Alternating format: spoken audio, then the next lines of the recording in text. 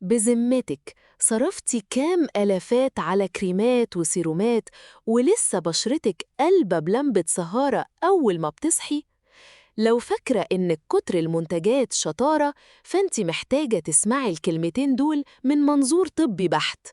بص يا ست الكل، الجلد مش سفنجة بتمتص أي حاجة وخلاص، ده جهاز ذكي جداً. المنظور الطبي بيقول إن السر دايماً في البساطة. روتينك لازم يركز على 3 ملهمش رابع. أولاً، غسول طبي ينظف من غير ما يجرد بشرتك من زيوتها الطبيعية. تانياً، مرطب ذكي يحمي حاجز البشرة عشان ما تبقاش ناشفة زي الحطبة. وتالت بقى، وده البطل الحقيقي، السان بلوك، لأن شمسنا في مصر ما بتصالحش حد. وفري فلوسك ودلعي بشرتك بالعلم والأصول، مش بالوصفات المجهولة.